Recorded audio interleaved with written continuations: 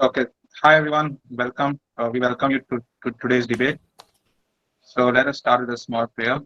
We thank our Almighty God for all of us gathered here as we celebrate Mother Earth to the best of our capabilities. Let us now keep a 15-second silence and be grateful in our own way for everything that we have.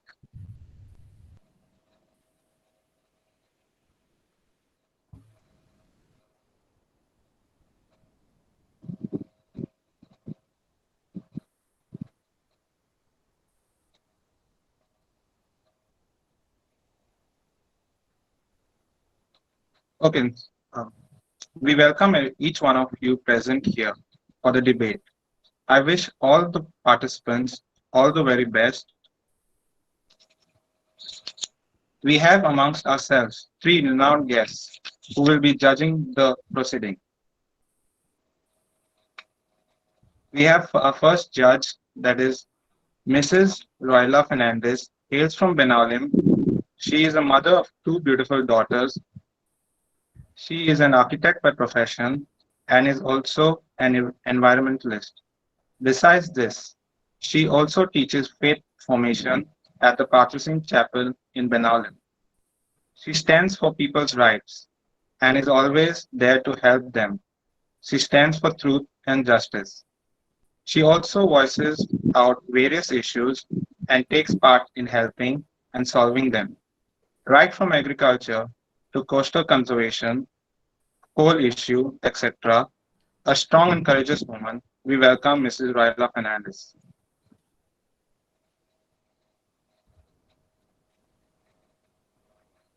Next, we have Sister Irene Lena Pius. She hails from Mangalore. She belongs to the Ursuline Franciscan Sisters. She is currently the Vice Provincial of the Mysore Province and a Master in Spiritual Theology. She has a task in animating and guiding the sisters of her province in various fields from spiritual to social to educational. She also helps to form the young minds to stand for environmental issues. We welcome Sister Irene. Next, and the third judge we have is Mr. Gilbert Mendes. Hails from Sargolda. He is an entrepreneur, blogger, and a professor at Don Bosco College, Panjim. He is presently teaching tourism and transport management.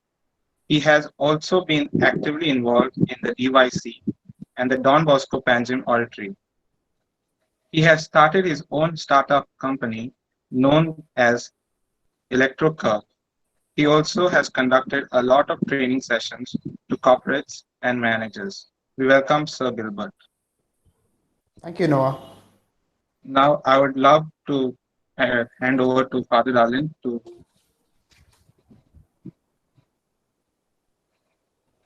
Okay, let's really go on to the first debate. And may I request the four participants of the first debate, Brennan, Jane, Placida, and Nikhil, to kindly put their mics as well as their cameras on.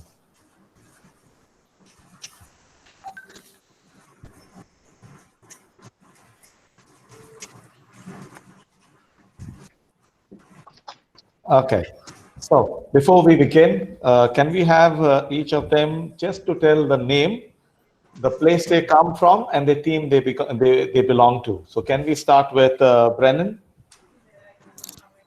Hello, good evening, everyone. I'm Brennan Montero. I'm from Mumbai, and I will represent. I will be representing the team Morpho.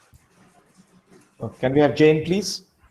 Yeah, hi everyone, I'm Jane and I am from Manipal and I'm representing Team Morpho. Can we have Placida, please?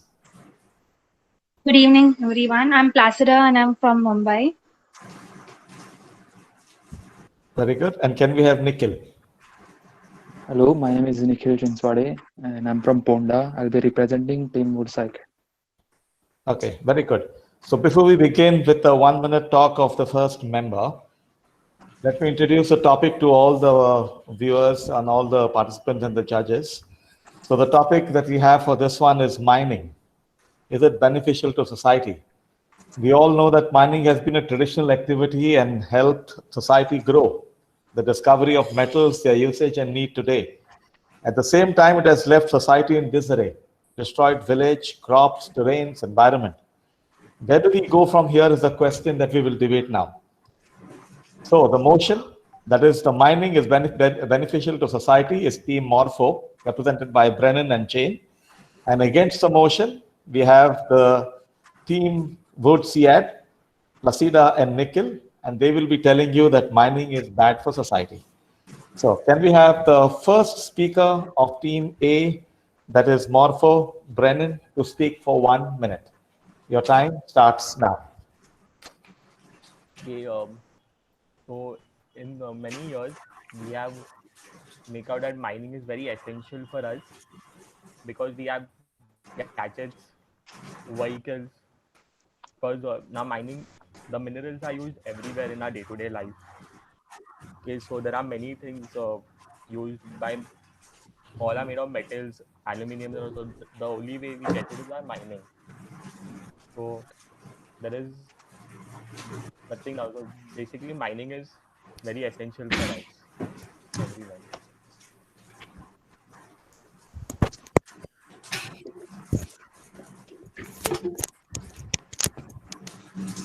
Because and even mining is essential for the economy, the growth of the country, of the import export which we do, and then we use our gadgets which are of metals, alloys, our vehicles used for traveling, the buildings where are staying in the iron beam. Those are all due to minerals and we get them through mining. That's why mining is very important for us during our day-to-day life. Okay, Brennan, your time is up. Can we have Placida or Nikhil? Who is the first person? Yeah, I'll be. Okay, Nikhil, your turn for 1 minute. Your time starts now. Okay, already the 10% of the Amazon forest has gone down due to mining, and now India is ranked highest amongst the landslide rates in Asia, and about 700 of these landslides have occurred due to mining, illegal construction, and hill cutting. Now we know the things that are happening in Assam, the floods. We talk about the floods, but the major problem where we should be focusing is why floods are occurring. It's because of the mining, the whole exploitation that's been done over there. Now, last year in 2019, around 40,000 trees were cut down there. But it's 2020, around 1 lakh trees will go down. Also, talking about economy, mining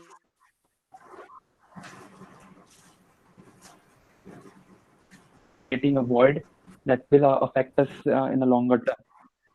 Also, the safety and health of the people is not taken in consideration while doing all these mining activities.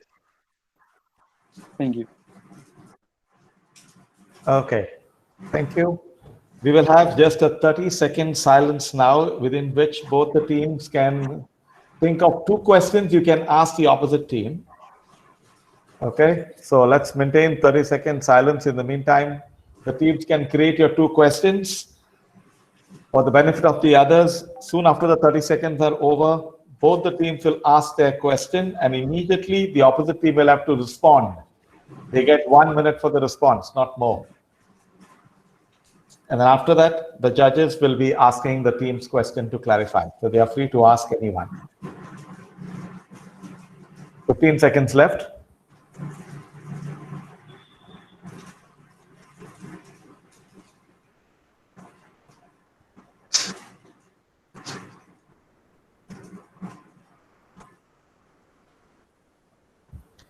Okay.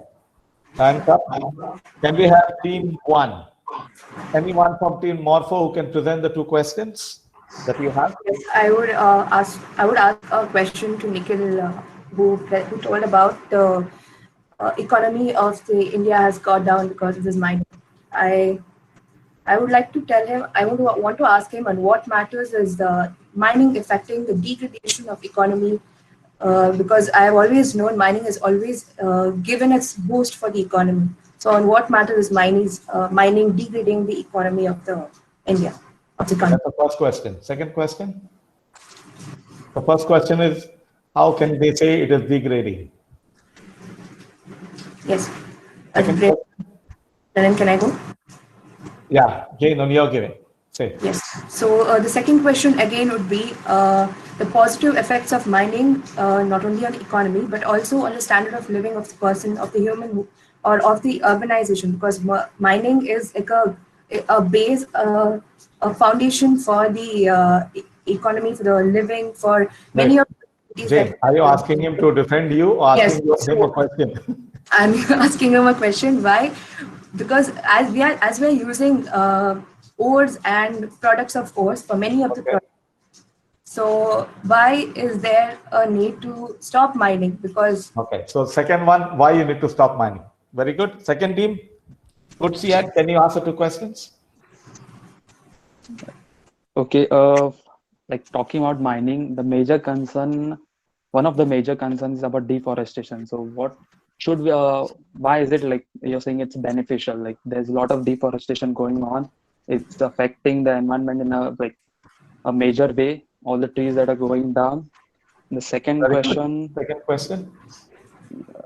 okay, Placida, would you like to ask? I would like to ask, since there's a lot of water pollution and coal mining is causing it. So, as you say that it has its positive effects. So, can you tell me what can improve without having that? How can you still do mining? Because it's still going to happen if you're going to have mining. Okay, very good. So the 2 questions we have is one about deforestation and one about the flooding and because of the mining that is happening. Okay, so can we have team 1? Sorry, let's do like this. Can we have team 2 since you got the first question? Anyone can answer. You have 1 minute. Nikhil? Okay, I'd like to answer that economic question. Like Yeah, sure. talking about the economic what that's been created. I'll give a simple example that happened in Goa. There was a lot of illegal mining going on in Goa. So then government put a ban on mining. Then you saw what happened. A lot of mines were shut down. People lost a job. People lost their job on like a big number. All the trucks you could see like so many jobs were lost. Also, the engineers that are coming up, they had nowhere to go, like no jobs, other alternatives. The trucks that were indulged in mining couldn't be used for any other purpose. These are things that are affecting on a and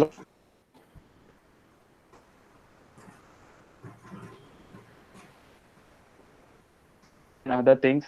It affects people on day-to-day life. Okay, can you say something about the second question? About the second question, Or why the this other should be person can stopped? answer. Placida. Okay, Placida. Could you please repeat the question, please? Because I couldn't hear it. Second question. yeah, even though we use a lot of products done as a product of the mining, why do you think it is essential to stop mining? Yeah.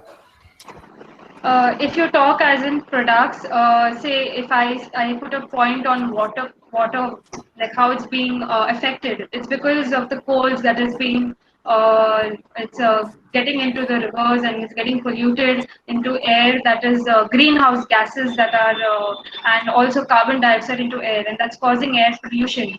And so if you say that why not to do it, it's because things like this, if you try to make products, it can harm the environment, and it has adverse effects to our environment. Say if you are trying to cut down trees, it has deforestation. That's all I. Okay, thank you. So now we have the next 7 or 8 minutes where the judges have the right to ask the question to any group. Okay, so we won't follow a particular order. Yes, Placida, you want to say something? Oh, it's Jane here. Like, don't we have to answer Jane, their? sorry. Pardon? Oh, Don't sorry. we have to answer their questions? Yes. Sorry. So it is the first teams now, Morpho. Response to their questions. Yeah, could you again repeat your questions, please, Nikhil and Vasila? So the The first question was about the deforestation. Yes, And to the talk. second question was regarding the coal mining and the flooding that is taking place.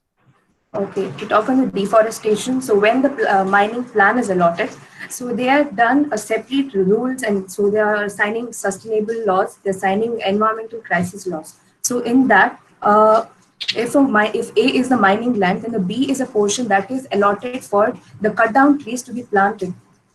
So that is if the trees are cut, then there's a separate land that they cover the cut down trees, so they plant some more. And also, once the mining is done, once the lease is taken back from the miners, a private lease is given, so once it's taken back, so there are again rules that have come up to increase the flora fauna of that particular mine land, that is regrassing of the mine. So deforestation is covered on that, and no mining is come up without signing these particular rules and regulations. So these are majorly given by Supreme Court or the mining departments. How would you answer any one of you, either Placida or Nikhil, how would you answer the flooding situation? Oh, flooding is also on us, right? Yes, Brennan? Okay, so about the flooding situation now,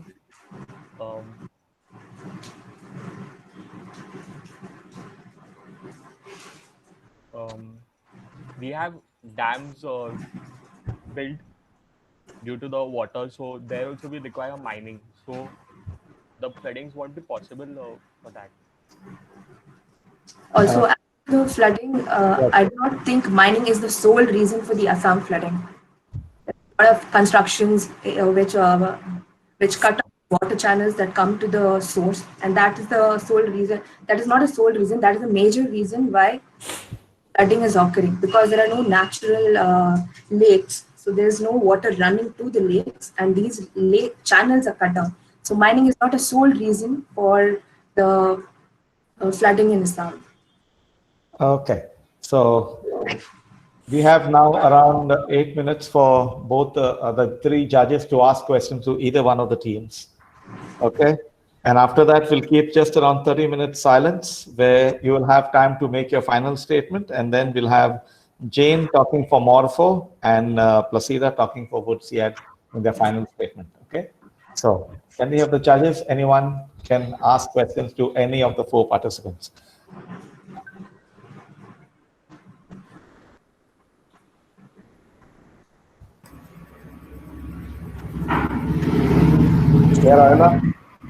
Yes, I have a question for Team Morpho.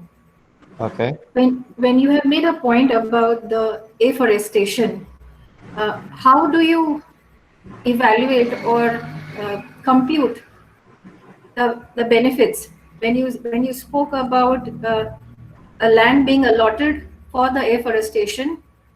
I would like to know, have you calculated or can you justify that balance will be done and in how much time? So my point is, you're doing deforestation today and you're doing afforestation, and how long would that period be?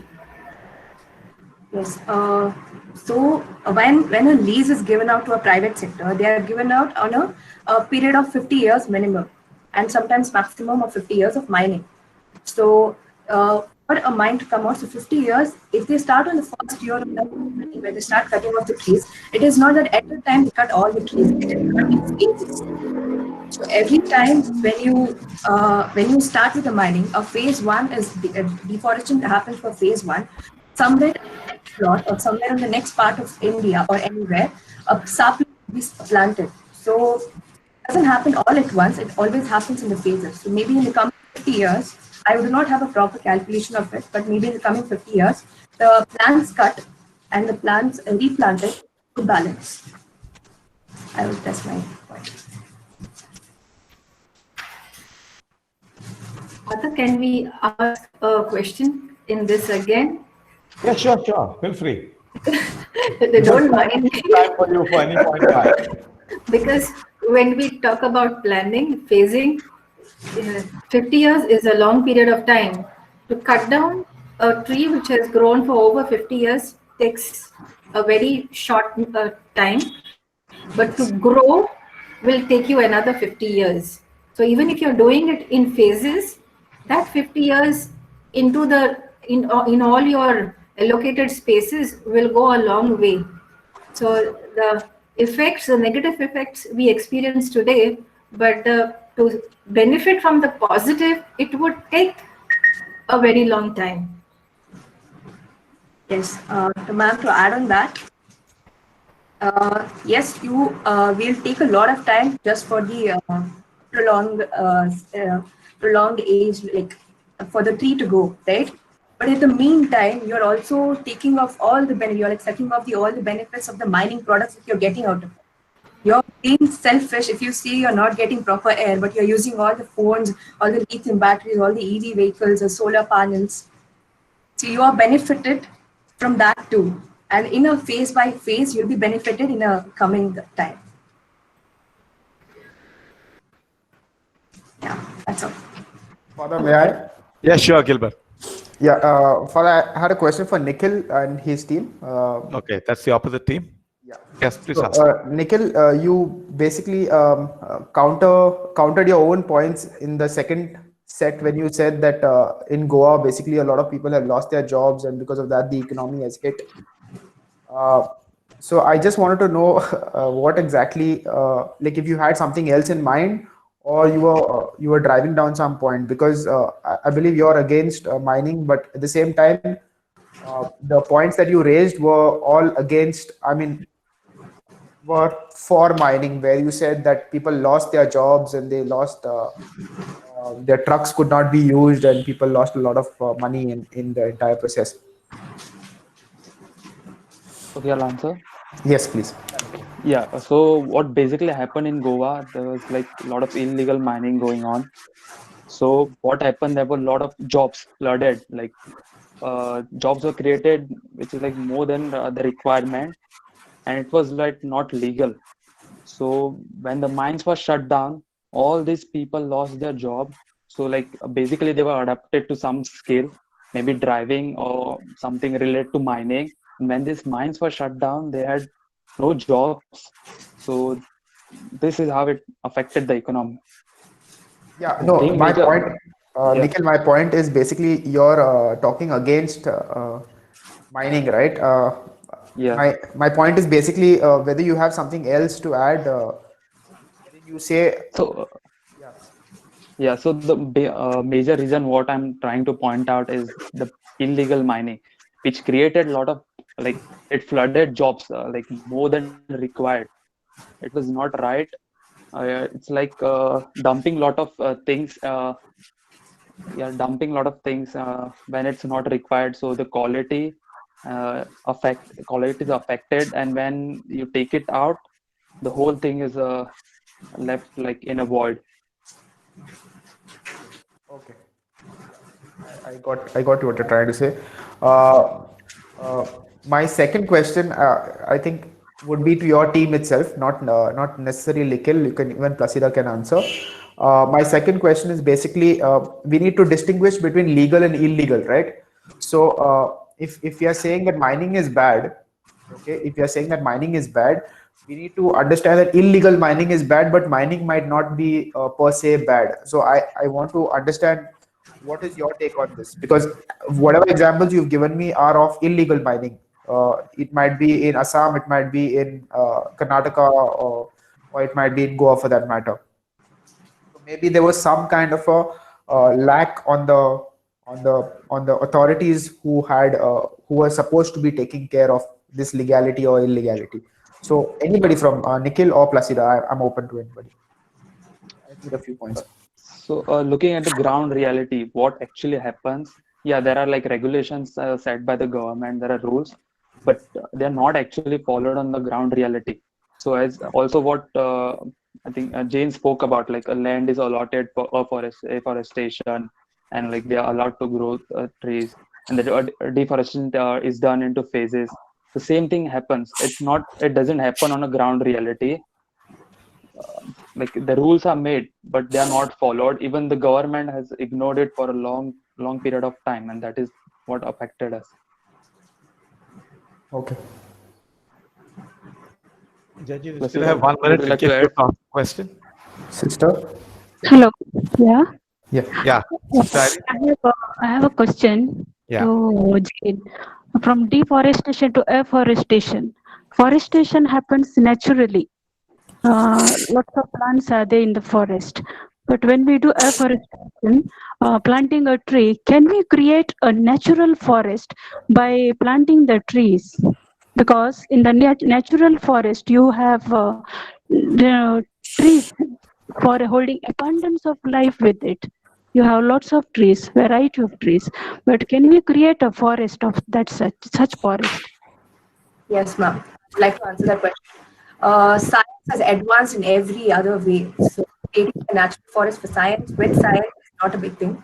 Where biotechnology is one of the department working on it. So they infuse growing elements into a plant or a module where you call it as a crossing transit. So with that increase for what do I call it? With increased battling property for other plants coming up. So the plants can be grown not quickly in a very like a short time, but then with an increased rate, the plants can be grown, and the natural habitat would be gained. Okay. One more questions. Anybody could answer, both groups. So in mining, there are both pros and cons in mining, because pros could be economic income, job opportunities, and in cons you can have pollution, then destruction of ecosystem, erosion. In that case, anybody could answer this question. How can we make mining environmentally friendly? What proposals or suggestions can we give to make this mining environmentally friendly?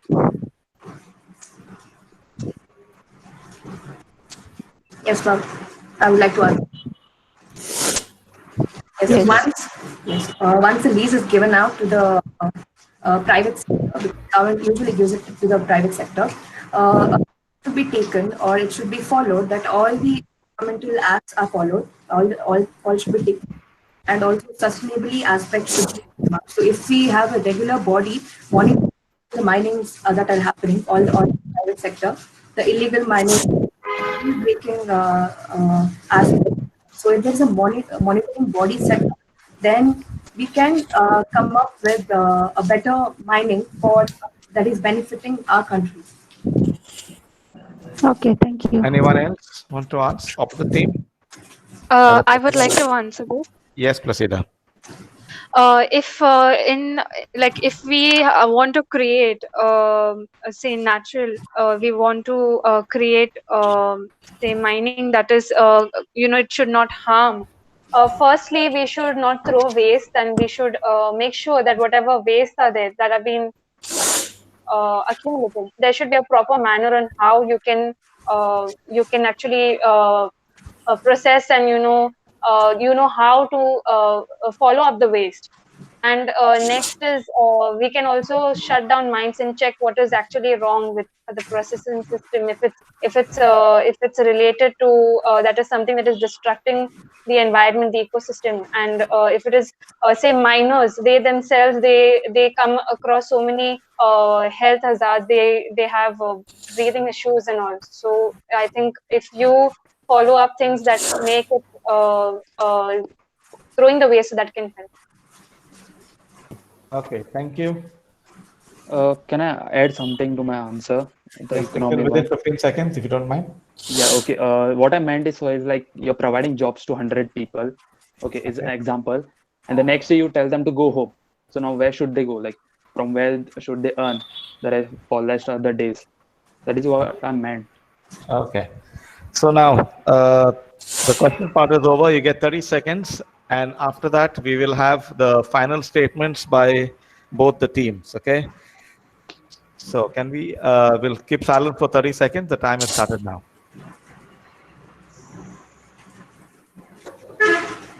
We will have Jane from Morpho to give the final closing statement, and Placida from Woodseed to give the final closing statement. You cannot exceed more than 1 minute.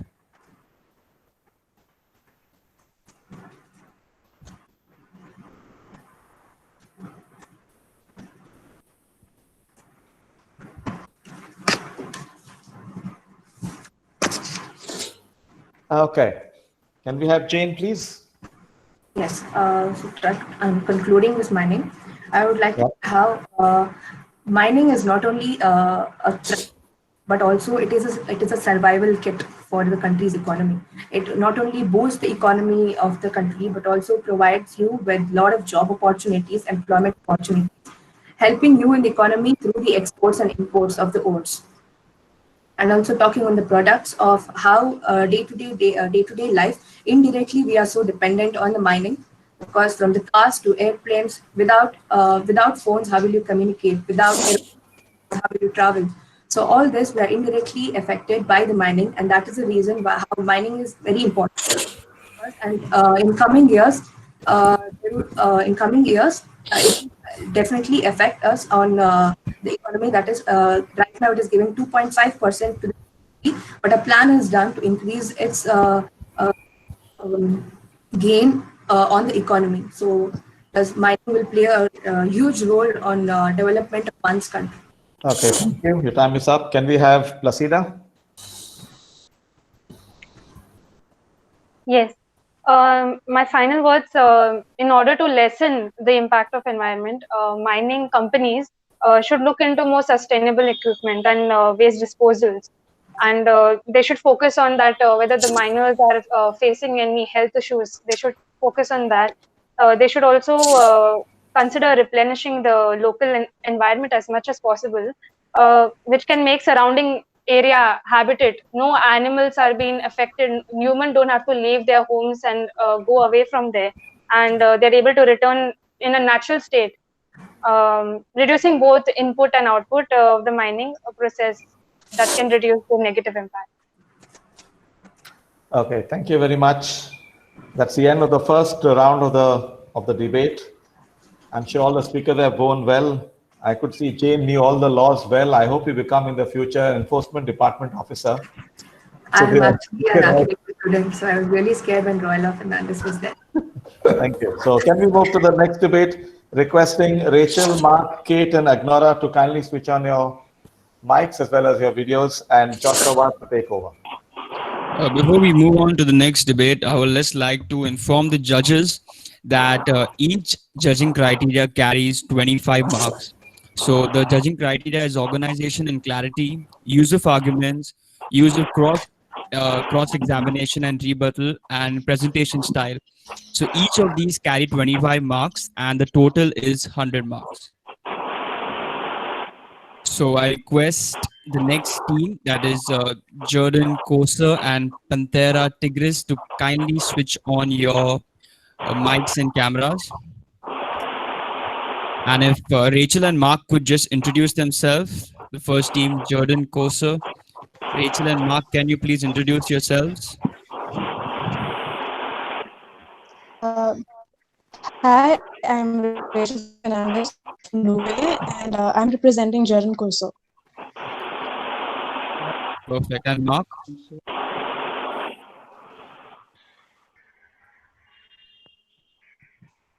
Hello, Mark, are you there? Yeah. Hello, can you hear me? Yeah, we can hear you. My name. Could you just give us a brief about yourself?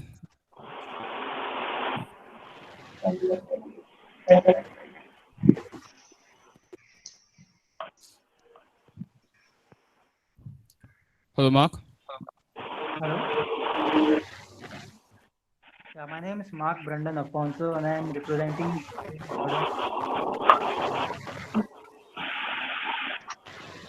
Okay, perfect.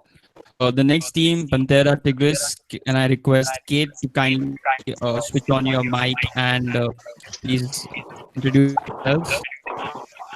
Okay, hello, I'm Kate Sabri from Magadha, and I'm representing Panthera Tigris. Thank you. Perfect. And Agnora? Hi everyone, my name is Ignora and I'm presenting the team Panthera Tigris. Okay, so before we start with the debate, I would just like to give a little brief about what the EIA Act is. The EIA Act was basically a notification that is issued under Section 3 of the Environment Protection Act of 1986, to which this act imposes restrictions on setting up new projects, so expansion or modernization of existing projects. The section stipulates that these such projects must benefit the environment. So we have Jaden Koser who will be talking for the motion, and Pantera Tigris that will be talking against the motion. So can we have team one, that is Jordan Koser, to kindly make your opening statement?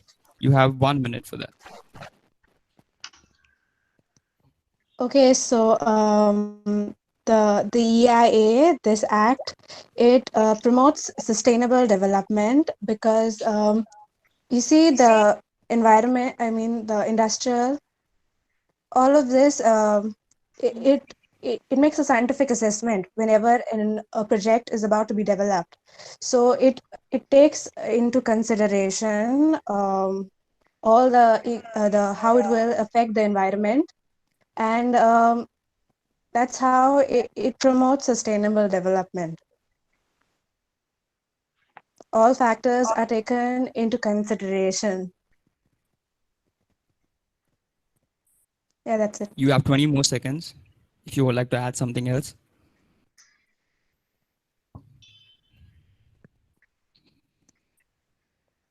Okay, so I would request Kate to kindly make the opening statement for team 2.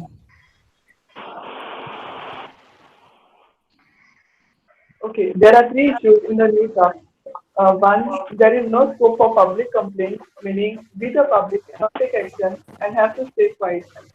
This is clearly written on page 29 of the EIA draft. Two, response time reduction. The response period for the public to any notification of a project in EIA 2020 draft is reduced to 20 days as compared to EIA 2006, which was 30 days. And three, post-facto clearance.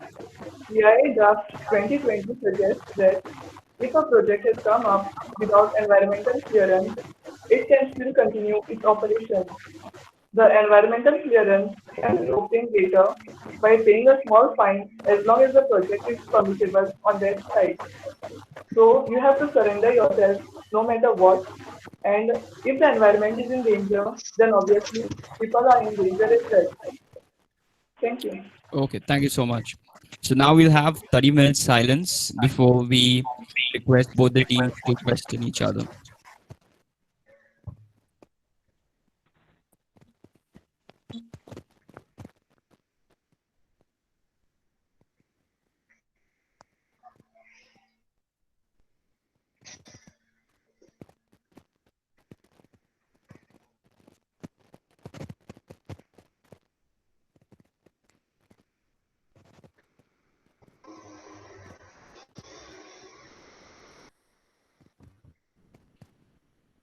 So okay, I would request team 1 to kindly present your questions to the next team.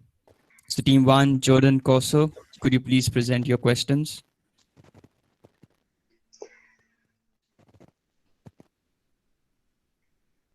Team 1.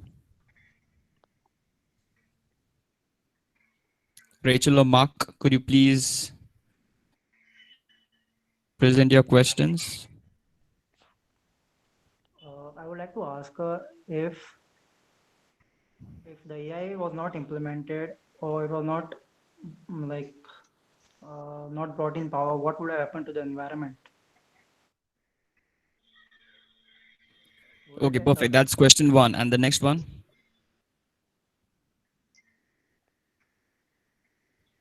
Next one is is it advisable to grant? Is it advisable to scrap the EIA or to make changes to it in a way it will affect the environment or benefit people, etc.? Great, thank you so much. I would request team 2, Pantera Tigris, to kindly present your questions.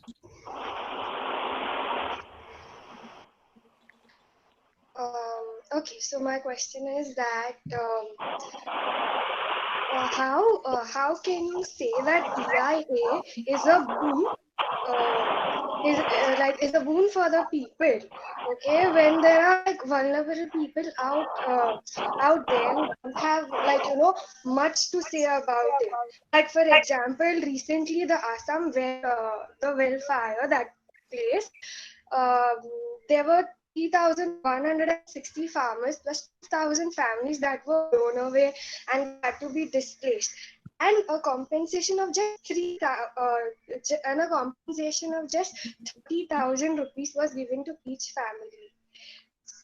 And also not to forget that the harm that the mega projects they cause to the biodiversity in the area. So how can something that cannot protect the rights of the vulnerable people and harm biodiversity, how can something like this be a boon for the people? Perfect. And the second question, I would request you to keep it very brief. Just get to the question, please. Okay, the second question is that Rachel made a point stating that there are projects that go under, there's a lot of research work and all done, but yet then there are fraud reports of ECs that have been prepared and there are no proper environmental clearances given for the Visakhapatnam case also. So how is it that it can, like, work is done exactly? There's a lot of corruption also into that. Okay, perfect. So I would request team one to kindly answer the questions. You have exact 1 minute to answer the questions that was put to you by the Pantara Tigris. Joshua, team 2 answers first because team 1 Okay, has fine. answered first. So we request Pantara Tigris to kindly answer the questions then. You have exactly 1 minute to do so. Okay. Environmental clearance is granted despite public objection, and then the people who had written the complaint are not even informed about it, and also absence of respect to the indigenous knowledge of local people, which is a vital source in collecting data, is often ignored. And also, EIA reports are extremely academic and bureaucratic and lengthy, which causes disruption while actually implementing it. And in actual practice, EIA ends immediately after project clearance, and follow-up action is also not taken necessarily. You still got time. You can say something else. Okay. The draft also seems to favor the industries and not people when it comes to sustainable development between the environment and the people, and therefore it does no good. It is a bane to the environment. Okay. Okay, perfect. I would request the second team now to kindly, the first team that is the Jaden Kosa to kindly answer the questions. Could you please repeat the question?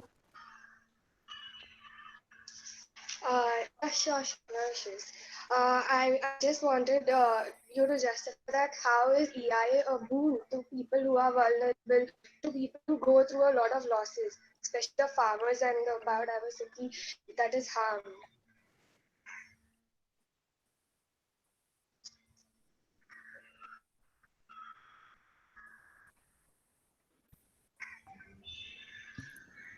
Rachel Mark, could you please answer the questions?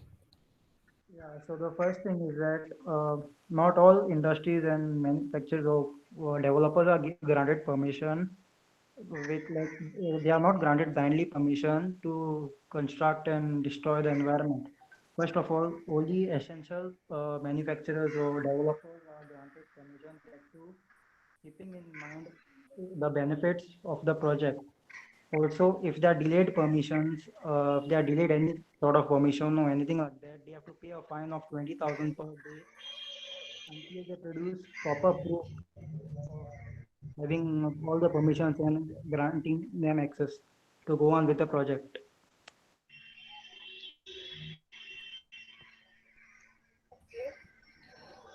Is there anything else you would like to add? You have 15 seconds left. And also, it is not always like the committee or the governing body turns doesn't go to see what are the disadvantages or the harm caused to the environment or the people in terms of the project going on. Okay, perfect, perfect, Think about it. perfect. So now I would request the judges to kindly question the teams.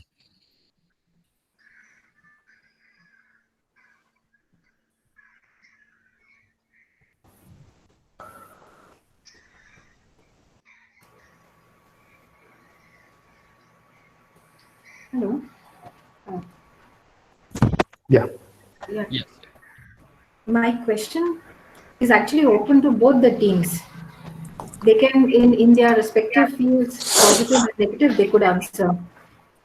As per the EIA, the new EIA, we see that the compliance reports of projects is reduced. How do you both justify or put your points across in this? The compliance reports of any projects which are executed, the time is reduced, the number of reporting has reduced. How do you all justify it?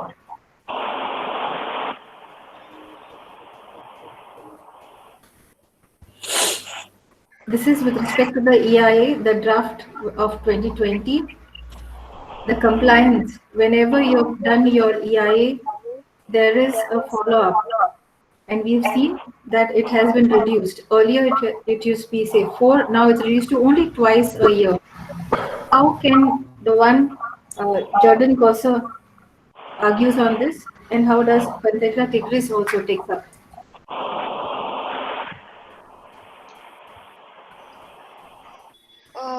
Okay, so talking about the relaxation, which is I do not support it because initially, according to the 2006 draft, it was 6 months, which in 2000 became just once a year. I believe that in every season, they should have a report, which is why we oppose it, because the public is not given much of a platform to state their views or what they feel about it.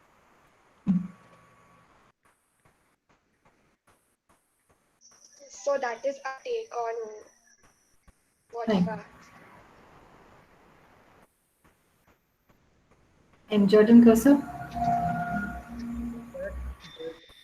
I totally agree with that point, but at the same time, I feel that sometimes due to political pressure or any other pressure, sometimes people tend to do bring up issues which are not harmful at all. As in, they try to make up same issues and try to make things worse. So I feel at the same time it is a good thing and also it is a bad thing because it depends on the person and how they want to see through it.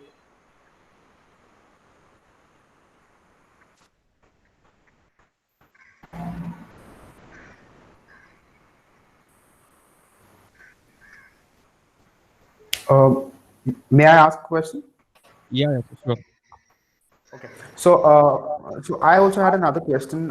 Basically, like what ma'am was saying, how do you meet a balance between the industry and the environment? Because as per what I have understood from the EIA 2020 is that whenever you go for an expansion of a existing industrial setup, okay, only if it is above 25% will it come under EIA, right?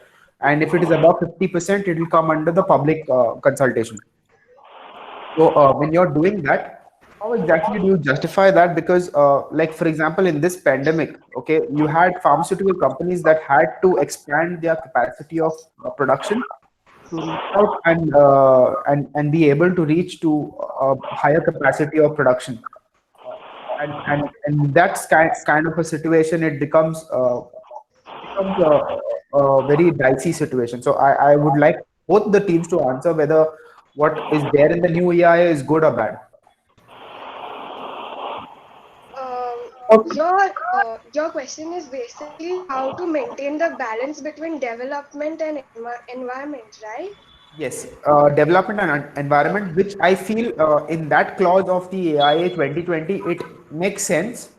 But I'm not saying the entire thing is good, but I'm saying in that part of it where it is just below 25% of the expansion, then it is okay. So I want that point clear. Yeah, but how is growth and development? What is growth and development if a nation has to dilute the environment and exploit it harshly?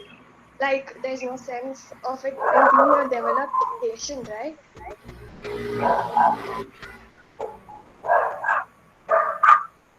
Anything for Mark and Rachel?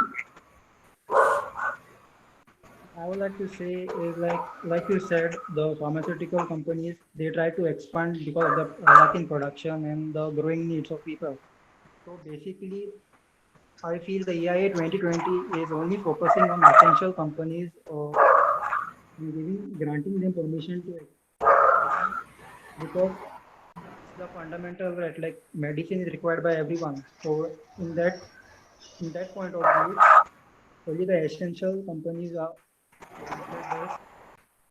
granted permission to expand. Like that's what I feel.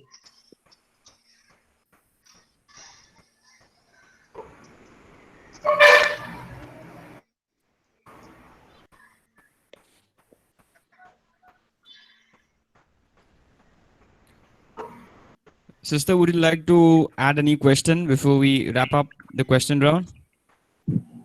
No, Joshua. Yeah. Perfect.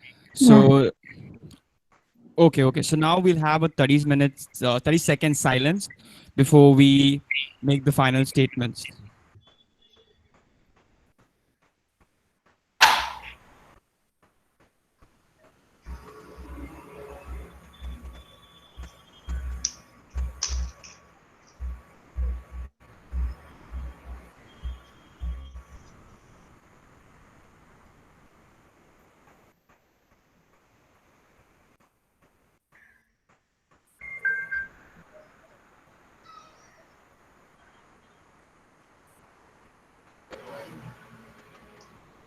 So, okay, I would like team 1 to kindly make your closing statement. So the EIA is just a draft. There's a possibility that it could change in the coming future. Maybe the committee may realize if it's a boon or a bane they will probably come to know about its advantages and disadvantages, and they might reconsider doing it again and releasing a new draft in the near future. So that's what I want to say. Maybe that will help the environment to move and balance the development and the environmental issues better.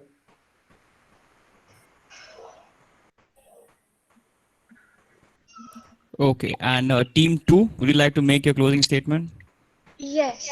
So I'd like to conclude by saying that the present draft is very regressive in nature, and it seems to favor industries and largely neglecting the balance between sustainable development and environment protection. We need much stronger laws to protect the environment and ensure that natural resources are available to the poorest who need them the most. There are a large number of communities like the Adivasis, peasants, and coastal and fisher communities who live mainly, whose lives mainly depend on the state of the environment. We don't need more man-made disasters. The present EIA draft needs to be challenged on keeping the core provision of doing an environment impact assessment before any operation of a project, as well as disallowing any project without a proper EIA. That's what I have to say. Great. So we wrap up the second debate. It was an amazing debate by both the teams. I'd like to congratulate both the teams. Very well done. And thank you for participating. So we move on to the third debate. I would request Father Darling to kindly take over. Thank you, Joshua. Can we have Andre, Kimberly, Ranifa, and Rufus? Kindly put your mics on and your video if you have a good coverage. And if you can just introduce yourself, your name, which team you belong to, and from where are you? Can we have Andre, please? And Kimberly?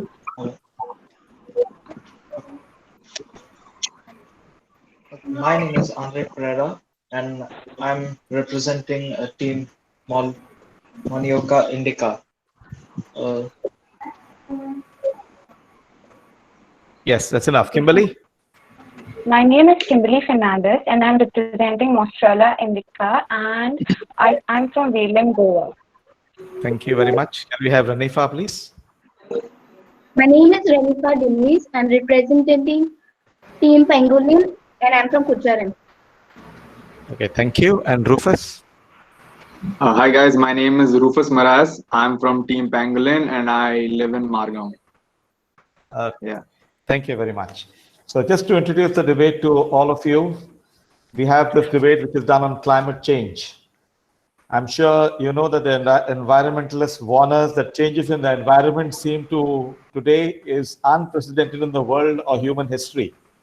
In fact, Barack Obama had said, there's one issue that will define the contours of this century more dramatically than any other, and that is the urgent threat of a changing climate. So who's behind this? What is the cause? This is our debate. So for the motion, we have Team Mosquiola Indica, represented by Andre and Kimberly, and they'll be telling you that climate change is a result of natural causes. And against the motion, we have a Team Pangolin by Renifa and Rufus. And according to them, it will be that the climate changes are happening because of so we have the first part, Mosquiola Indica, Andre or Kimberly. Someone to make the opening statement, please. Okay, yes, sure. Okay. So the Earth's climate is influenced and changed to natural causes like volcanic eruptions, ocean currents, and the Earth's orbital changes. Well, the climate change is mostly caused due to volcanic eruptions. That is, there was an eruption of Mount Kitanabu in 1991 that caused a 0.5 degree Celsius drop in global temperatures. This volcanic eruption threw out lava and carbon dioxide and ash particles in large volumes of gases and ash from volcanic eruptions. Well, they also influenced climatic patterns for years and increased the planetary reflectivity, causing atmospheric cooling.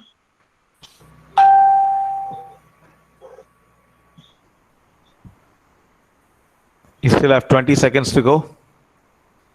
Okay.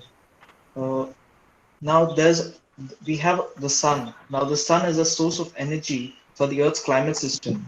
Although the sun's energy output appears constant from everyday point of view, small changes over an extended period of time can lead to climate change.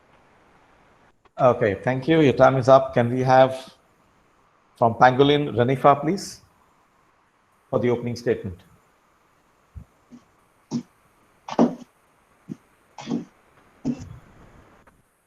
Renifa.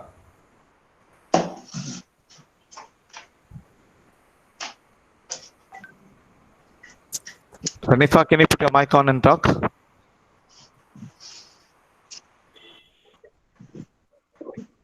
Hello. Yeah, please.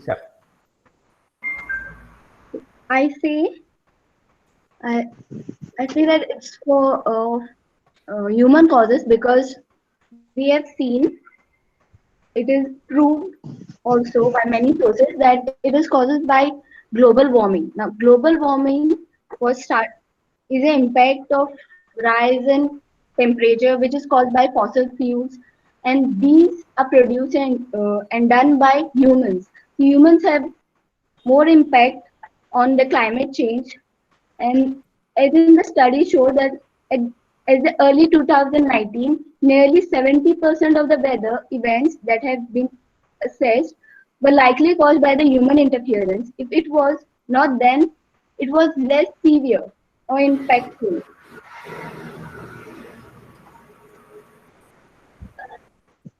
The most recent special report on global warming of 1.5 degrees confirms that it was observed changes for global warming and regional climate change over the last 50 years or so are almost entirely due to human interference. Okay.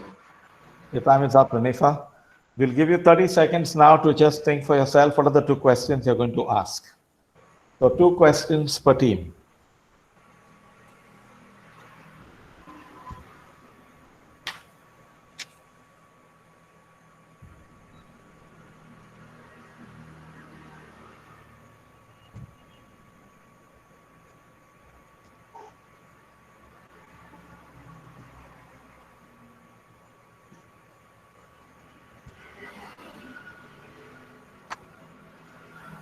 Okay, that's 30 seconds up. Can we have the first team, Mosquiola Indica, either Andre or Kimberly? Can you present your 2 questions, please? Okay, yes. So I would like to ask whether a person like me and you, can we actually make out whether climate is changed by a man-made, uh, by man or by nature? That's my first question. Okay. So I will like to ask that, like in medieval warm periods, and as we know that there was ice age also. So like what might have caused the climatic change that time when humans didn't exist? Okay, so what's the real question now? What is the cause of climate change? My question is that like before when humans didn't exist, what were the causes of, like it said, right, because of humans, Okay. climate is changing. But then what was the cause for the climate to change when humans didn't exist? Like there were very huge climate changes, like there was ice age and all. So what was the cause for that? Thank you. The next team, please. Team Pangolin, your question. Yeah, I have a question, and the question will be something referring to one Andre. Okay. So what you had said is, do you think volcanic eruptions is the only thing, natural causes, which comes in natural causes, that has led to climate change? Because if I just go to see any recent, if I go to see all volcanic eruption, like not experienced so far, and also that it doesn't, it's not a widespread thing. It's somewhere related to just one area. Whereas global warming, since you've taken up that topic, it is covered almost throughout Earth. Whereas volcanic eruption, I don't know, it will affect, let's say, a few hundred of kilometers. Okay, the second question, please. Either Rufus or Ranifa.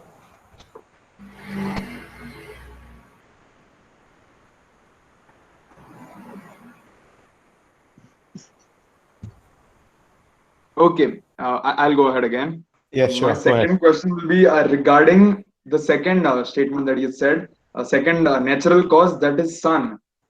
Can you be like more specific and tell me like related to the sun? Because what I feel is the sun is behaving that way just because of man-made causes. You can give me your answer or whatever you feel about it. Okay. Can we have team 1, that is team Mascuela, either Andre or Kimberly, to respond to the questions given to you, please? Well, I would like to say that I would like to take up the first question. Okay. Well, actually, climate change has been caused mostly not only by volcanic eruption. There are also earthquakes which have taken place, which have destroyed large areas, like say buildings and natural habitats of animals and all. But volcanic eruption also has caused has caused climate change, because the lava which overflows, not only it burns trees, it degrades the soil also. So if the soil is degraded, we cannot plant trees properly. Okay, and the response to the second question about the sun? Yes. I will okay. Yeah, Kimberly. Yeah, so I would like to answer this question. The sun is a source of energy for the Earth's climate system. And although the sun's energy output appears constant from everyday point of view, small changes over an extended period of time can lead to climate change. As the sun is the fundamental source of energy that is instrumental in our climate system, it would be reasonable to assume that changes in the sun's energy output will cause the climate to change.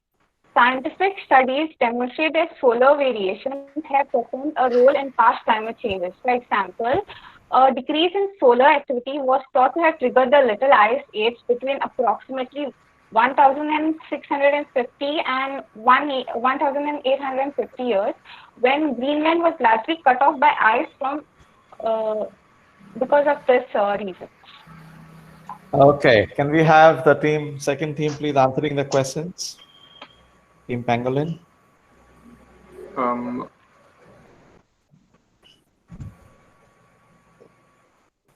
okay, fine. The first question was, does a person like you or me experience natural, like the weather, climate change in our day-to-day lives? What I'll say is, yes, we do feel this. You can see the water level rising up, like more of inundation happening. Secondly, definitely you can feel the temperature rising day by day, year by year. You can feel the summer seasons is just coming and storming in, and it's going to cause a havoc to us. Also, another thing I would say is, most of us know about what is happening in Delhi earlier. Okay, at least now it has been improved a bit, but earlier, due to the regular industrial activities, then the automobiles moving, the buses leaving a trail of smoke, the entire city, we couldn't even breathe properly. I would say the people in Delhi used to, before coronavirus as well, wear masks and go out on the road. The amount of pollution in the air earlier was a lot, and that is mostly caused by man-made factors. Okay. And the second question that they had, anyone can ask, either Rufus or Ranifa. So Kimberly, yes, Kimberly had that the natural before it existed. She said, "What was the cause of climate changes?" But definitely that time humans didn't exist. We are talking about now. So now the main cause is humans because we produce more things like global warming. Uh, as Rufus said, like there is carbon dioxide emission, greenhouse effect, fossil fuels burning, so which adds more to global warming and that causes climate change, which is more than like she said for natural causes it takes longer years, like many years. So if human cause it, then it is lesser time. Whatever we should be reached with after 1,000 years or 100 years time change, climate change, we do it, humans do it in just 50 years time. Or that's my point. Okay, thank you very Can I much. can I add to this point, please? Am I allowed? 15 seconds, please, if you don't mind. Okay, Yeah. fine. So what the thing is, Intergovernmental Panel on Climate Change report says that in 1915, human emissions and activities have caused 100% of global warming. So that is like one confirmed thing it has been given. And before that, before humans, there has been, the greenhouse gases in the atmosphere, but they do not cause that much as effect as we just double it or we just multiply it times. Yes. Okay, thank you very much. The floor now is open to the judges to ask questions to any of the teams they prefer. You have the next few moments. So anyone can begin, either Sister Irene or Gilbert or Ayla.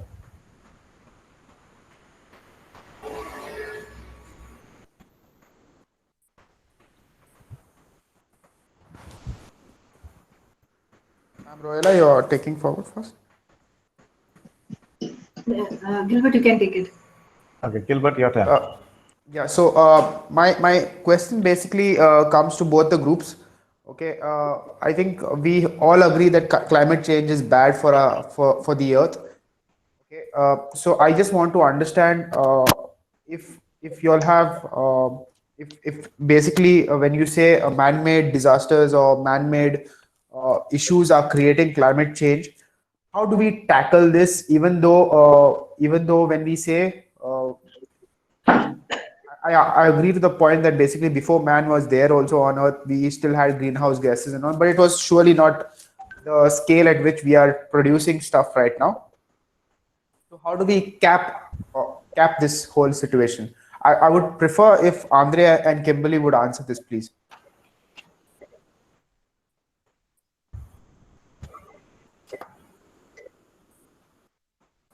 Okay. So yes, the climate change has been what do you call it? It has been sorry. The climate change has not only been here now, like during these recent years, it has been there before also because uh, before because due to volcanic eruptions and the sun, then earthquakes, there were even forest fires which were caused. before man was even there on Earth. So they caused a lot of what do you call that? They caused a lot of change in the climate, which has caused the ice age, which has basically shifted the Earth, like I would say.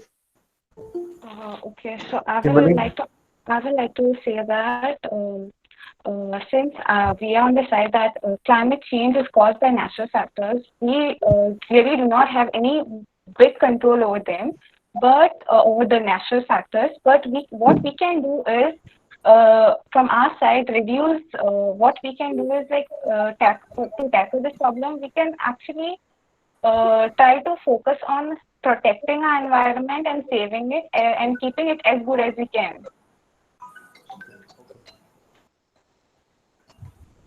Can I Okay. interrupt? Yes, Rufus, your turn. As she said, keeping it as it is and as well as we can. That is also before human beings. It was good. It was really good. So I think that will answer her question, which had come to me earlier as well. And also adding to that, I would say, we can do minimal things like to reduce these problems, such as like small things, using public transport instead of going with your own vehicles, or something like reducing the use of your air conditioners, or like turning them off quickly. Something as basic as that. Thank you. Okay. Thank you, Rupert. Thank you. Hello. Yes, Yeah. Sorry, I think. Thank you for the answers that you have given. We know the nature also causes this climatic change, and humans also cause this climatic change. Now you have answered for yourself, but as young people, how would you create an awareness in your society, maybe especially in Goa, regarding this climate change, and bring about change at least in few young people so that the climatic change is controlled? Anybody could answer. How can you become a force? How can you become a force? Okay, I can answer that. What we can do is, using our fossil fuels more significantly, more efficiently using them. Another major thing what I have seen is we see old people burning plastic, although they do not know about it because they just want to discard their waste. But what we can actually tell them is the poisonous effluents that it gives out in the air. Also, burning of cow dung cakes also gives a lot of carbon content out in the atmosphere. Burning of wood. So something which, something we need to just educate them with. Making things simpler, making it better, not only for them, not only for their use, but also making it better for the environment. As basic as that. Yeah, how would you educate? What strategies would you follow to educate? The better technologies, maybe I could introduce them. Some poor people or people who are using wood for cooking. I could maybe mention them about LPG, about the subsidies the government has introduced to them. That is also in order to reduce the man-made causes for them, which indirectly affects the environment. But if you use LPG, it gives out less amount of gases in the atmosphere, thus helping it and saving it for us. Okay, thank you. Andre or Kimberly? Can you respond to the question? Either Kimberly or Andre. Yeah, anyone.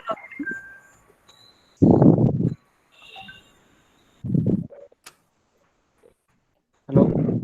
Yes, Andre. Okay. Yeah, ma'am, could you please repeat the question? I could not hear you. Now Hello? we know that climatic change happens really, and there is man-made disaster also. But you have given answer for yourself, saying that you have this awareness how this climatic change happens. But as a youth force, young people together, how would you bring an awareness? How can you create an awareness at your place to many other people, especially for young people, so that you reduce this climatic change? Okay, so I would from my point of view, I would tell people not to they should not use what do you call that, like polythene bags and everything, because that also degrades the soil, which then we cannot plant trees. So Yeah. polythene bags also are very it's very bad for our environment. Not only polythene bags, but even plastic bottles and all the non-degradable substances. So because they also cause they cause like they degrade the soil in a very bad way. What strategies you would come up with to bring this awareness? Like I would say, we would have to stop cutting trees, basically, because trees are a main part of Earth, like. And also, I would also, for my side, I would use, like say, I would recycle plastic, or maybe even use paper, or maybe glass bottles or something. What measures would you use to bring this awareness? That's what this awareness is good, but what measures would you use?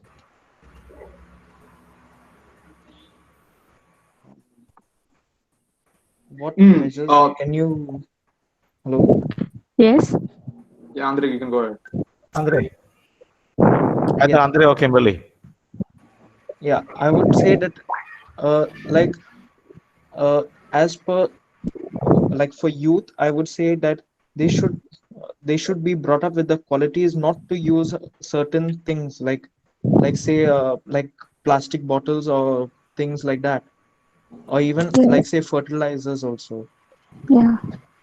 Okay, thank you. Okay, and as in measures, I would like to encourage my college friends and create awareness to them. Then encourage them to take part in programs. Now there are programs which where beach cleaning is done and all. And I would like to encourage them to take part in that.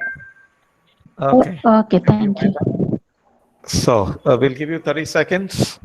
And then we have the closing statements, first by Kimberly from Masqueola Indica, and then by Rufus from Pangolin.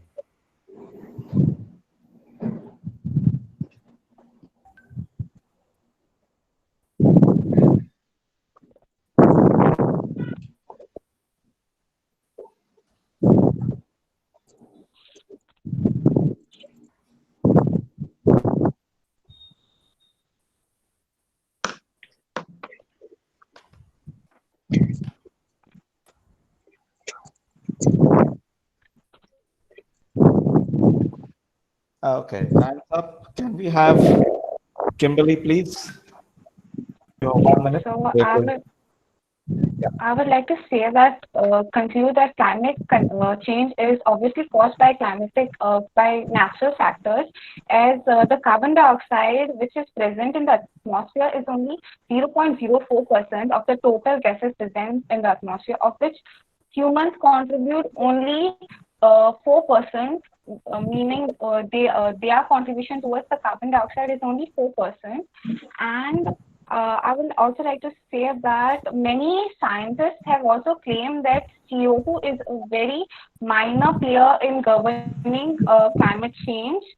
While CO2 growth rates have been almost 5 times greater since World War II than before, the average annual temperature increase since 1945 has been roughly the same as it was before 1945.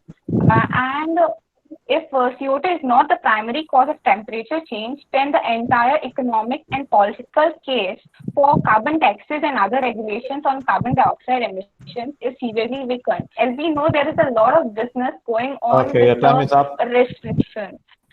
Kimberly, your time is up. Can we have Rufus, please? Yeah, sure. So what I would like to say is major focus should be given on industrial activities, as a strict action should be taken on them, making sure whatever is let out, whatever gases have been let out, a strict conduct has to be done on that, making sure it's not harmful to the other beings. Also, another minimal thing what we can do is use our fossil fuels very efficiently. What I feel is use a public transport system, educate people, tell them how the modern techniques have helped and how they can actually avert all these problems and still be a good for good use.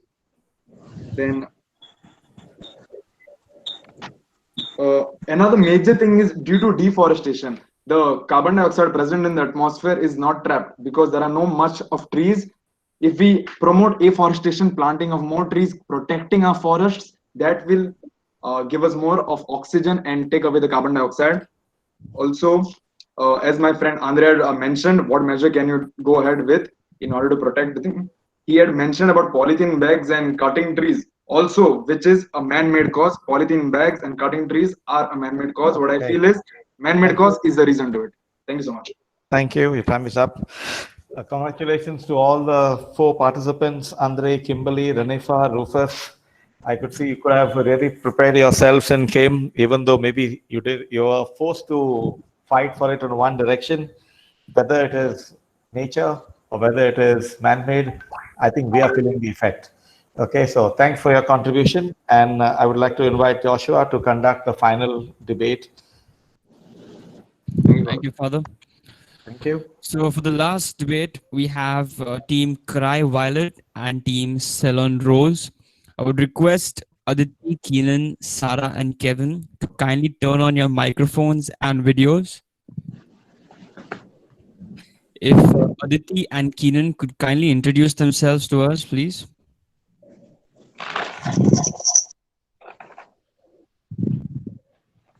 We could start with Aditi. I am Aditi Malvankar from Team Cry Violet. Perfect. Keenan, could you introduce yourself to us? Okay, hi everyone. I'm Keenan Cardozo. I'm from Varka, and I'm representing the team Team Cry Violet. Great. Sarah? Sarah, are you here? Can you introduce yourself?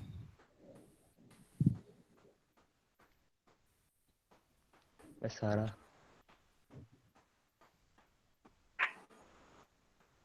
Is Kevin here? Kevin? Yeah. Hi everyone. My name is Kevin Silvera, and I'm from Consolan. I'm representing Team Ceylon Rose. Kevin, is Sarah going to join us? Is she here? Yes. Yeah, Sarah is there. Sarah, please talk. Yes, yes. Sarah? Sarah, your mic is on. Please keep your mic close by if you don't mind.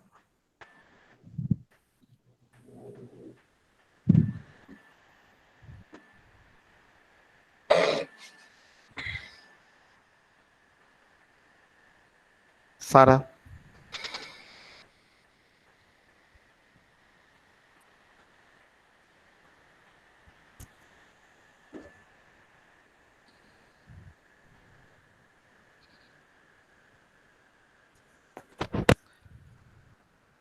I think we'll have to jump into the debate further because it's already... Yes, yes. Please carry on. Sarah, please can you see if you can check your mic by putting it off and on again? Carry on. Okay, so the topic for the debate is, should developed countries pay reparations to developing countries for environmental balance? We have Cry Violet, who is for the motion, and we have Ceylon Rose, who's against the motion. Keep quiet, huh?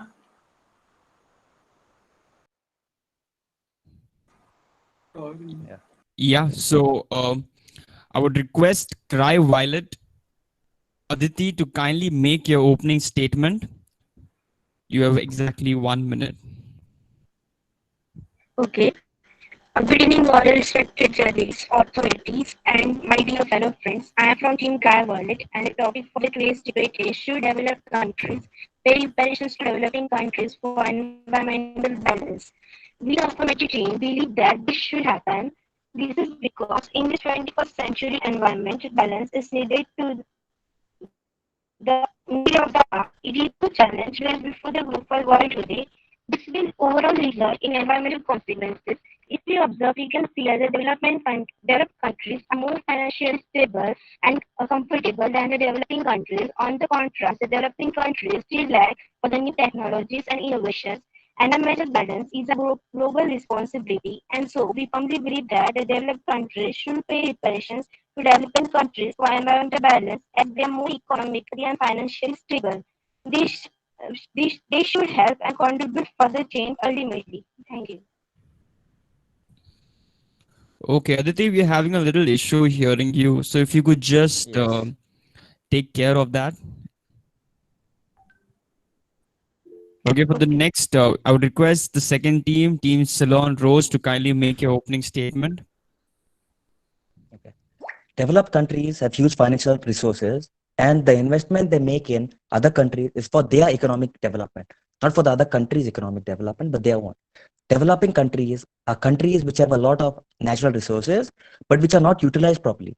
The high rate of population puts a lot of pressure on the natural resources, and due to no proper management and the natural resources are wasted. And we cannot expect the developed countries to pay the developing countries for the negligence and misuse of precious resources. Developed countries want to invest in their country as they want to be economic superpowers. They wouldn't mind in investing in developing countries for their economic benefits and for investments which would make their people rich. Developed countries have given money for such cause, but they have been misused since there is a lot of corruption in developing countries. Thank you.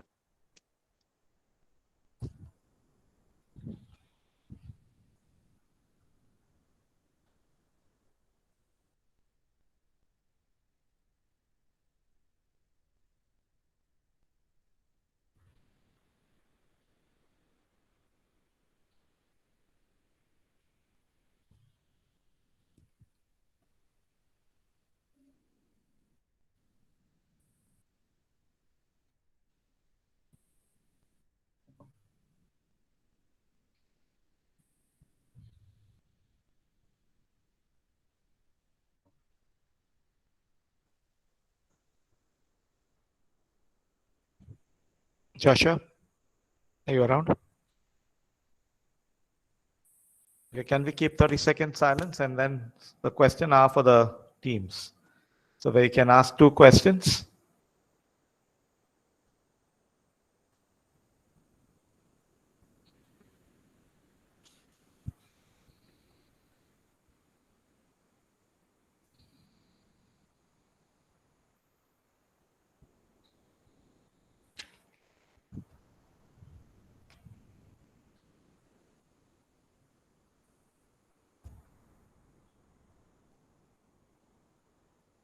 Okay, time's up.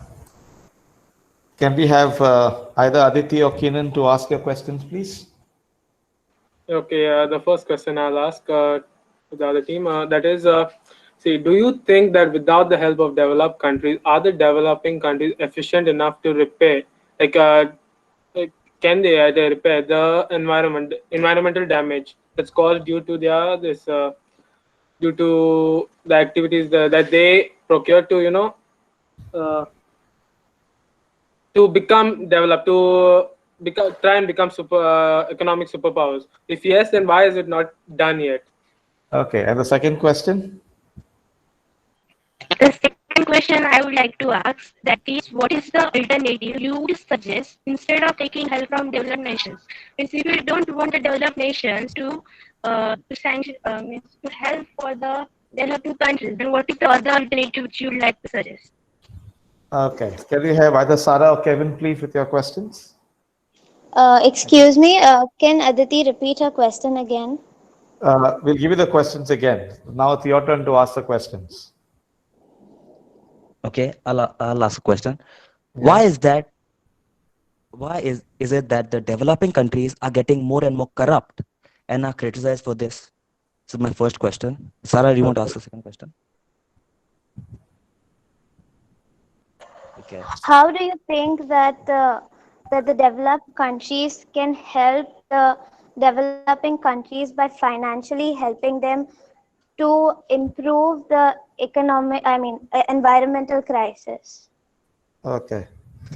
So, can we have team 2 first answering the question? So, the 2 questions that were put to you was, are the developing countries efficient, okay, to repair? If yes, why was it not done? And the second question that was put is, what is the alternative you would suggest? Okay. So, we can have either Sarah or Kevin. The developed countries are efficient enough to help the developing countries in this environmental crisis, but I think it would be useless if the developed countries are giving financially helping the development countries to protect the environmental imbalance. Instead of using the money to get rid of the environmental imbalance, it would be better to put it and use it in other ways, like educating people and etc. Okay, and what is the alternative you would suggest? Either Sarah or Kevin, please. Second question.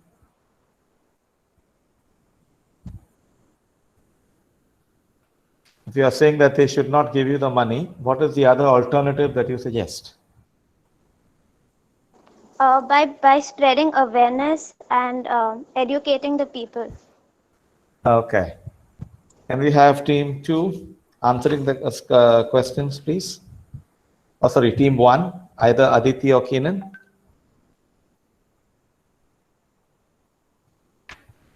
I would like to answer the first question. Yeah. My answer is that the developed countries have achieved substantial economic growth and development and can afford to flow on environmental goals because basic living necessities have been already achieved by the developed countries. And so now they can focus more on the environmental goals and also not only help their country but also help the other country. Okay, very good. And the second question that is put to you?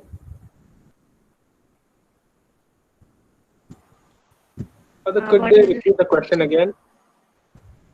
Okay, can either Sarah or Kevin repeat the second question? How do you think if the developed countries provide finances to the developing countries to get rid of the environmental crisis, how do you think the finances are supposed to be used and how will it be helpful?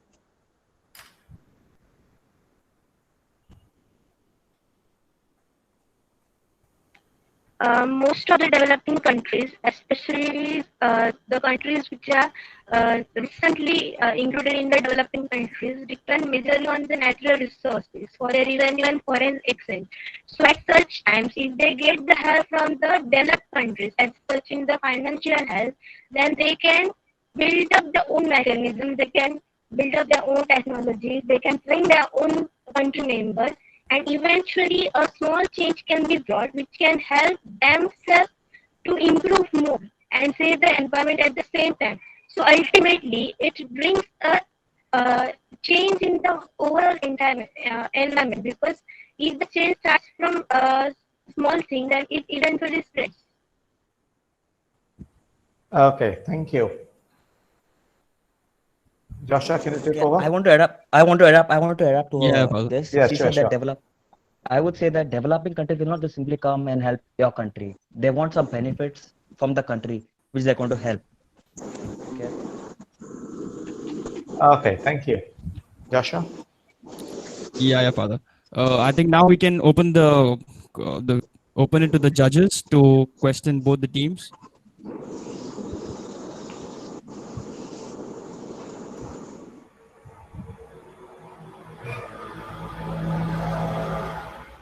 Hello. Any of the judges who would like to question Yeah, the team? Royla? Yes. I would like to ask the team Cry Violet, what is the framework which is needed, policies or government intervention needed to support these efforts towards repatriation? How will a country or an organization help in achieving this?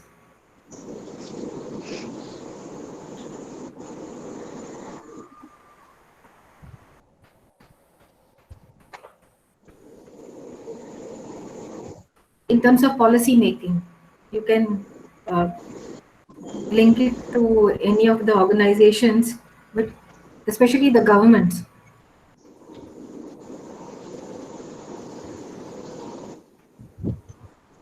Can you repeat the question? Yes.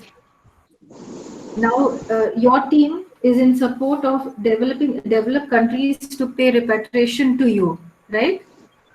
So, what is the framework which is needed, right? What is the guidelines? Would be to the United Nations. How is it? What is the framework which is needed for you, so that these efforts of yours can be implemented? Uni-finance, how do you get it? What is the policies?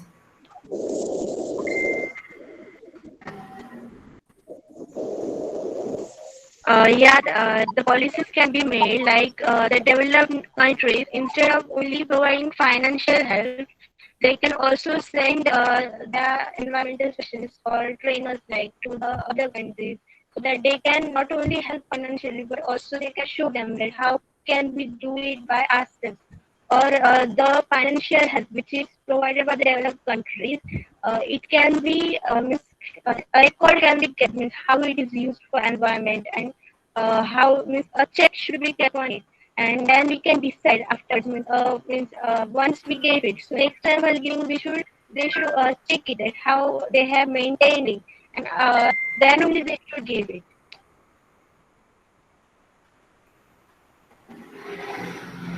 Okay.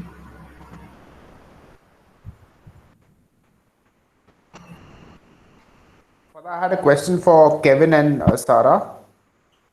Yes, go ahead.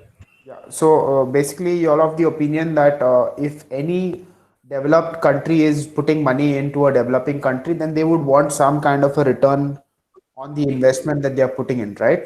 So my question to you all is basically, then how do you define philanthropy? So basically, if you say that everyone wants a piece of the resources that are there in the next country, then there's no concept of philanthropy, right? Like wherein people do it for the general good of society. So if we are looking at something like that, what is your take on it?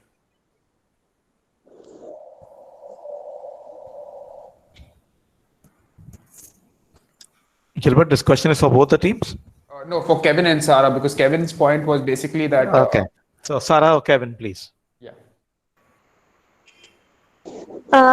I'm sorry, can you please repeat the question again? Yeah, Sarah. So your teammate Kevin said that basically any country that wants to invest in a developing country would want some kind of returns for their country to become stronger or things like that, right? So a developed country would put in money in a developing country only if is getting some good returns on that on the investment that they are putting in. So my question is basically that if that is the case, then how do you define the general good of society? That is, you have philanthropists, right? Like say Bill Gates, he has the Gates Foundation, who puts in a lot of money from their own pockets. Of course, for a better brand value, you might argue, but it would be the same for the countries. At the same time, they have a lot of respect grown for these countries that are putting in money in developing countries to grow economical projects. I mean, ecological projects. So what is your take on this concept of philanthropy for the developed countries? Yeah, it is true that the developed countries are helping the developing and the underdeveloped countries to grow financially and economically stronger.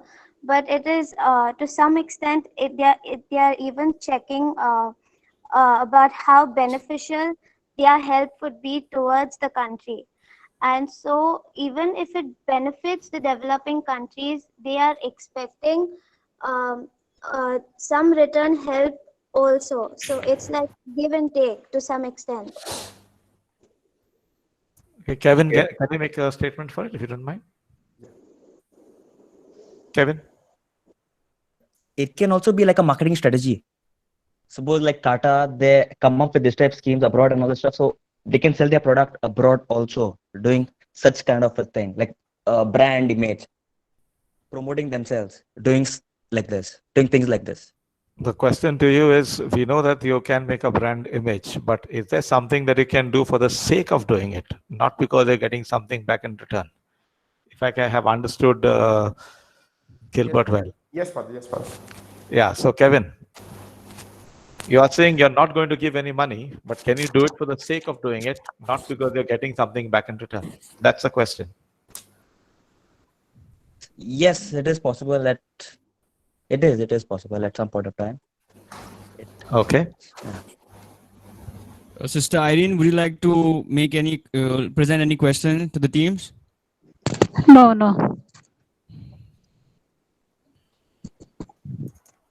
No, thank you. Okay, fine. Okay, so we'll have 30-second silence again to regroup ideas for both the teams before they make their final statements.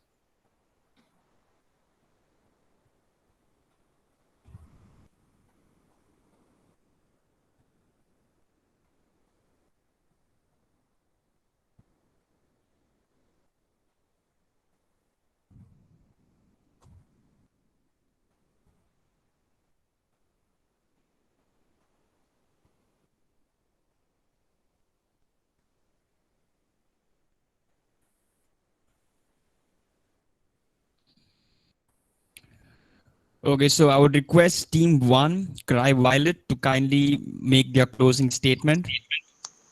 Okay, in conclusion, I would like to say developing countries in the quest for economic development and poverty reduction are expected to put economic growth, energy for all, and industrialization at the forefront of their goals before giving consideration to environmental issues. Therefore, compelling developing countries like those in the sub-Saharan Africa and South Asia to pursue environmental goals, particularly reduction in CO2 emission, will require substantial economic, technological, and financial support from developed countries and the international community to compensate for the economic losses associated with reducing pollution. Thank you. You still have 20 seconds if you would like to continue at some points. I guess I'm pretty much done. I mean, that's all. Okay, thank you so much, Kiran. Thank you. you. I would request Team 2 to kindly make their closing statement.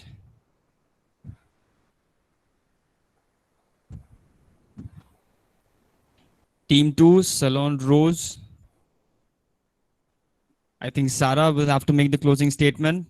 Sarah, are you here? Oh, okay. Hello? Yeah, perfect. Yeah. Underdeveloped countries have other things to worry about, such as providing quality education, better infrastructure, and medical facilities. Each country has to be responsible for their own environmental conditions. Developed countries paying reparations to developed countries paying reparations to developing countries just for environmental balance, I'm not sure. Instead of spending the money on resolving environmental imbalance, if it is used to spread education and awareness, it would be much better for the people and for the country as a whole.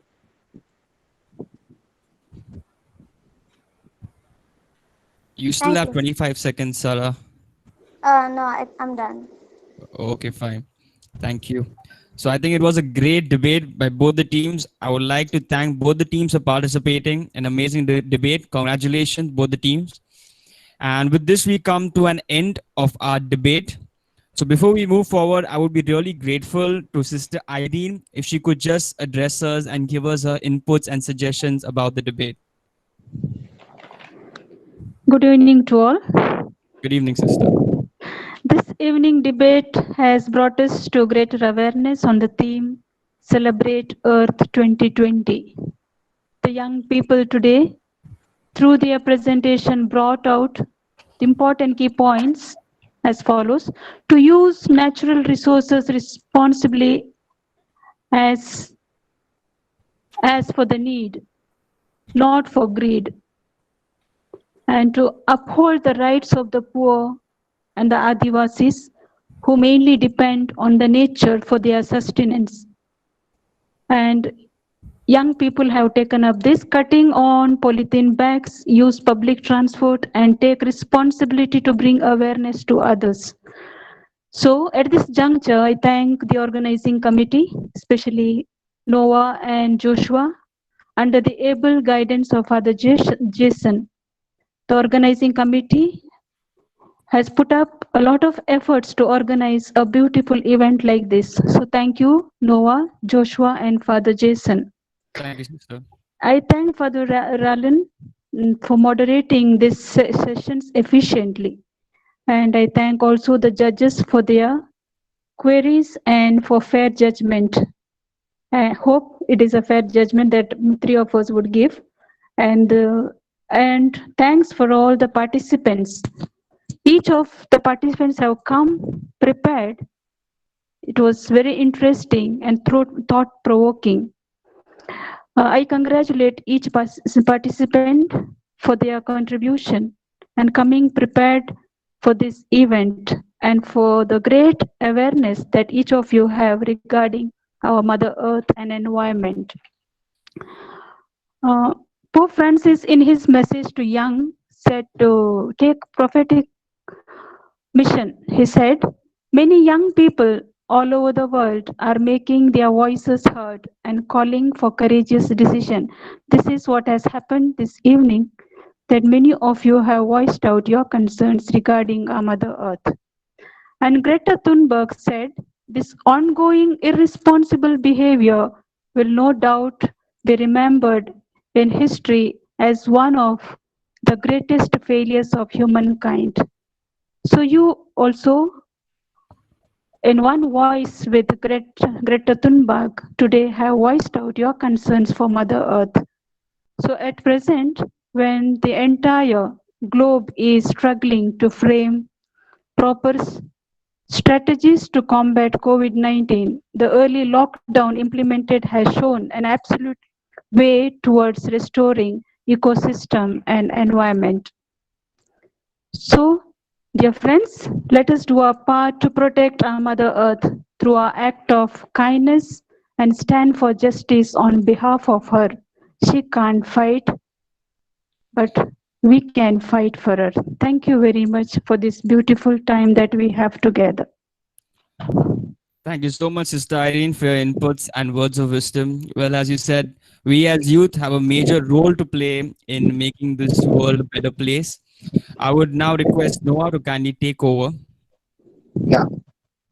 So we'll conclude the debate with by thanking the Lord, our Almighty Father, that through this debate, the enlightening debate that we had from all the participants participating, right from the first one till the end, and through the experienced judging of the judges, we thank our Almighty God for everything that we have had throughout the evening. And thanks everyone for joining in. Great debate today. And thank you everyone. Good night. Father, if you could have a small photo session, all the people here, requesting everyone to put on your videos and switch off your audios and just switch on your videos so that we can have a good photograph.